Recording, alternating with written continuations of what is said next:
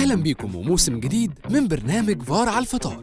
في الموسم الثاني من فار على الفطار هدف البرنامج تصحيح مفاهيم أو عمل مقارنات بشكل سليم، كمان حل مسألة أو جدل بين طرفين مختلفين. ضيف الموسم ده ممكن يكون رياضي، فنان، ممثل، منتج، إعلامي، رجل أعمال أو عالم.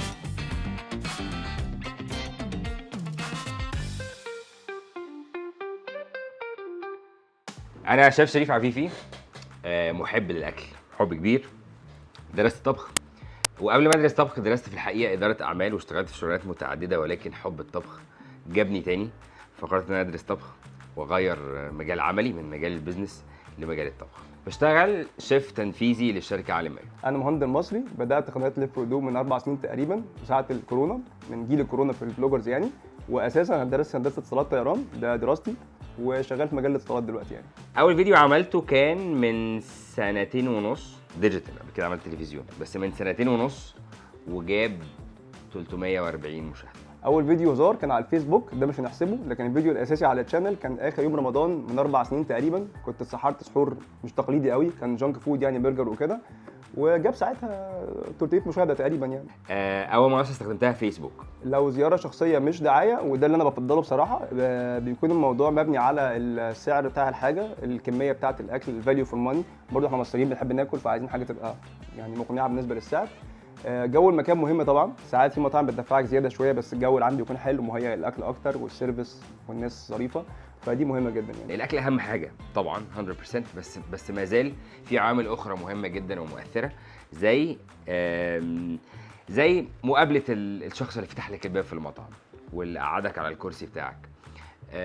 في نفس الوقت المنيو اللي انت فتحته، لو كان لسه فيه يعني منيو ورقي، او حتى الكيو ار كود لما تسكانه وتفتح المنيو، سهوله الاوردرنج، كل دي عوامل بتخليك مبسوط او مش مبسوط من تجربه الاكل، لان هي في الاخر تجربه مش مجرد طبق بتاكله.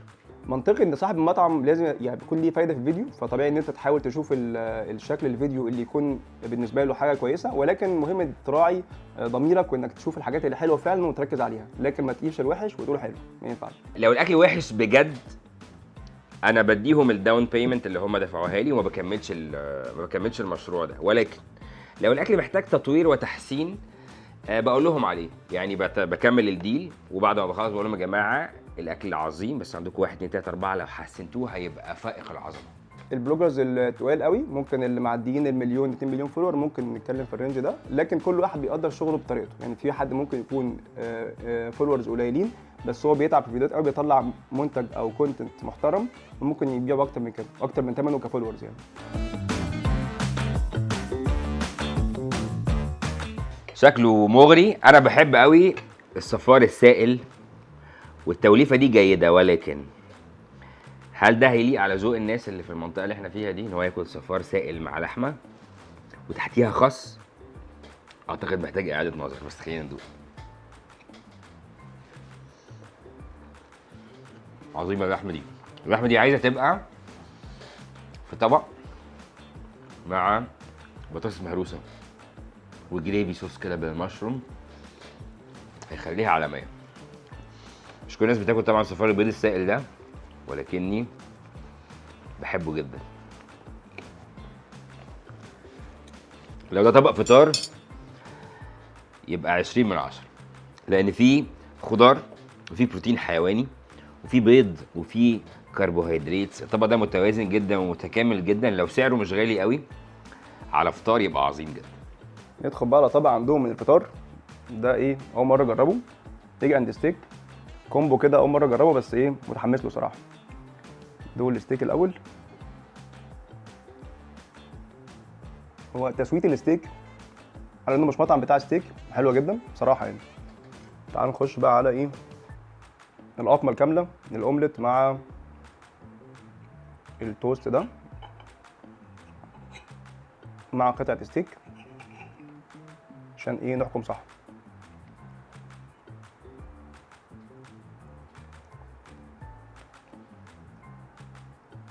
ده عاجبني الميكس صراحه. شايف كمان شيري توميتوز هنا، فالموضوع لذيذ. والفكره بقى ان ده مصدر بروتين جامد قوي، وجبه مليانه بروتين لو مثلا على فطار الصبح، لا جامد صراحه يعني. كمكان عنده برجر وستيك حلوين، لا عاجبني صراحه يعني، كومبو حلو.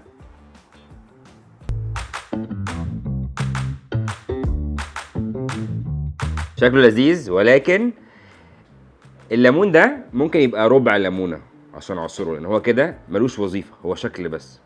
فلو حطينا ربع ليمونه او نص ليمونه يبقى ينفع ان هي تتعصر. كده كده خلاص فود كوست محسوب، هتتحط دي، بس تتحط على شكل ربع ليمونه او نص ليمونه فنعصرها، وده من غير اي تكلفه، يعني من غير ما اضيف اي تكلفه. هحط ربع ليمونه او نص ليمونه، في نفس الوقت هتبل الخس اللي تحت ده بخل كده والليمون بس، فيبقى الطبق ده كله ينفع يتاكل. دايناميت شريمب في الحقيقه ناس كتير فاكره ان ده طبق اسيوي، في الحقيقه ده فيوجن.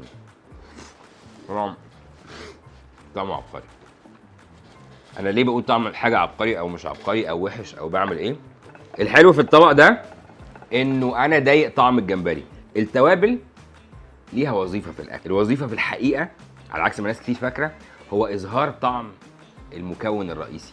فانا بدوق جمبري مقلي حلو، والكفر اللي عليه متماسك بشكل كويس، والصوص عامل جليزنج ويعني مغطي الجمبري بشكل كويس. الفكره انه انا محتاج ادوق طعم الجمبري في الفيرست نوت، في اول كده ما اعمل كده فحس طعم الجمبري، وبعد كده احس بالفليفرز اللي عمل الطبق ده عايز يدوقها لي. فهو محتاج يقدم لي طعم الجمبري اشتريه، وبعد كده يقول لي خد بقى فيه حميان فاحس بالحميان، خد كمان فيه اسيديتي، بعد كده خد فيه طعم كذا او ريحه كذا، وده حصل في الطبق ده. طعمه حلو.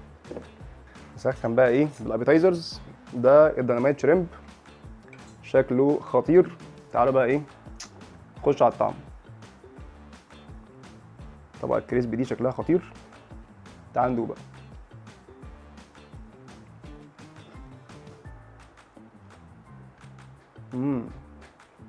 انا عاجبني قوي ليفل السبايسي اللي في الديناميت شريمب او الصوص الديناميت ده، ليفل كويس مش لدرجه تضايقك.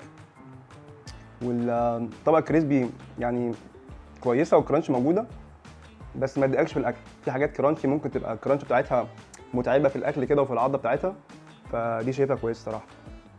تيست الجمبري ممكن يبقى اقوى من كده، او يعني البريدنج طعمه طاغي شويه، بس حجم الجمبري حلو يعني. لا مظبوط.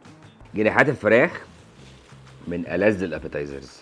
عايز اقول لكم ان في كل بلد في العالم عندهم طريقه معينه لعمل جناحات الفراخ، اسيويه بقى وامريكاني وطرق متعدده ومختلفه. لذيذ، ممكن تكون محتاجه سوا شويه صغيرين كمان، ولكن طعمها لذيذ جدا. البافالو، صوص البافالو ده ملوش اي علاقه بكلمه بافالو دي. صوص بيتعمل من الهوت صوص والزبده، مش عارف الحقيقه ليه سموه بافالو صوص. الصوص ده حلو جدا. اللي ما بحبوش في صوص البافالو ان هو بيبقى ميزز زياده عن اللزوم، الاسيديتي فيه عاليه جدا. الصوص ده بالانس. دايما الاكل اللي بيعجبكم او اللي بندوقه بيعجبنا بيبقى طعمه حلو، او اللي احنا بنقول عليه طعمه حلو احنا بنحس كده علشان بنبقى حاسين ان في توازن في الاطعمه في بقنا. هو ده معنى كلمه الاكل ده طعمه حلو.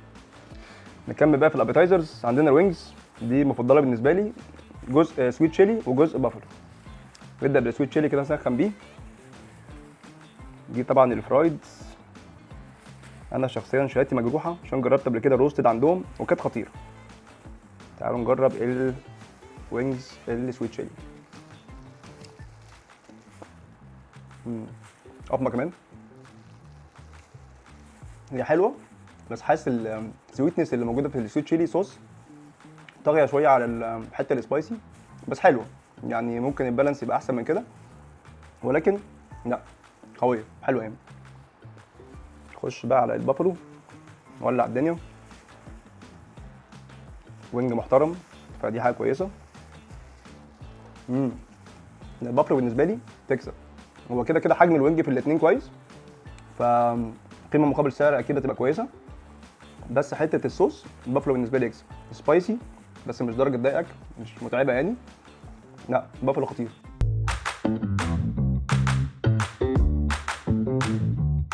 انا بحترم جدا الناس اللي بتحط الطماطم والخيار والبصل بره الساندوتش، لان ده ساندوتش سخن ودي سلطه، فيا اما هي هتسخن وتخلي الساندوتش كده طري، يا اما هتبرد الساندوتش المفروض هو يتاكل سخن. فانا مبسوط جدا ان يعني دي حركه لذيذه ان المطعم يبقى فاهم ان هو يفصل ده عن ده او يقدر يعمل كده، تبقى حاجه حلوه. ساندوتش شكله اوريجينال ولذيذ جدا.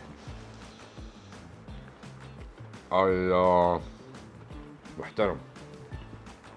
ساندوتش برجر محترم، وطعم المشروم مكمل الاحساس بغناوه طعم اللحمه. انتوا عارفين اللي بيخلي اللحمه طعمها حلو حاجه اسمها الامامي.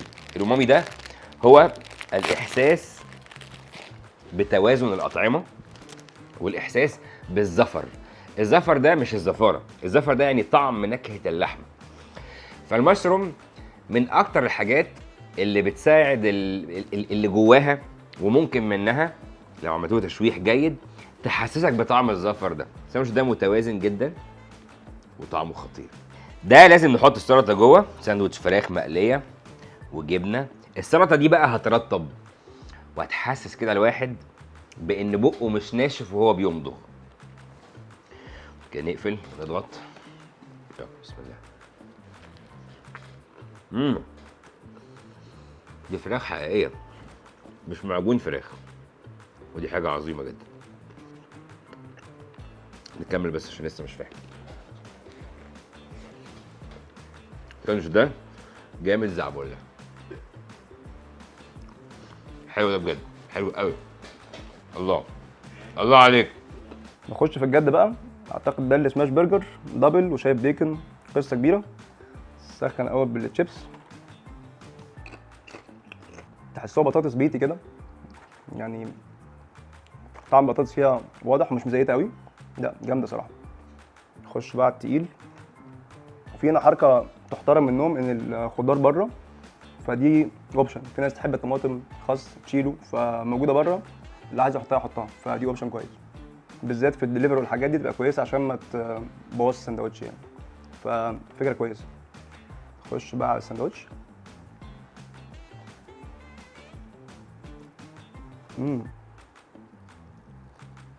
هو البيكون عالمي متشوح كده حلو. لا البيكون عاجبني جدا يعني، كبدايه كده كسبان بسبب البيكون والعيش. لقمه العيش حلوه، اعتقد ده بوتيتو بان وفريش. السماش برجر لطيف، بس اللي باين اكتر في بروفايل السندوتش بالنسبه لي البيكن، واعتقد فيه اونيون مكرمل، بصل مكرمل. لا طعمته حلوه صراحه، والبيكن جودته كويسه يعني. عاده في مطاعم بتستعمل بيكن كواليتي اقل من كده شويه، فلا جامد. ندخل بقى على حاجه داخله على التشيكن شويه. ده الكوردون بلو، شكله كده ايه مغري، والكراست اللي بره دي حلوه، ولكن اهم حاجه الطعم. يلا بينا.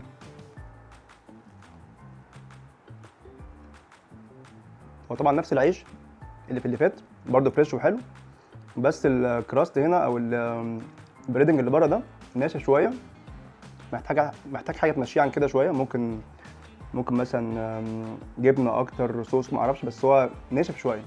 ولكن الفراخ اللي جوه حلوه. ممكن بس لو في صوص اكتر، جبنه اكتر، تمشي الدنيا شويه. او لو هتضيف الخضار برده ممكن يحسنه. ولكن انا شخصيا مش بحب الكوردون بلو قوي، وبرده شهادتي مجروحه. ولكن ده تعليل وحيد بس، ان هو ناشف شويه البريدنج اللي بره يعني.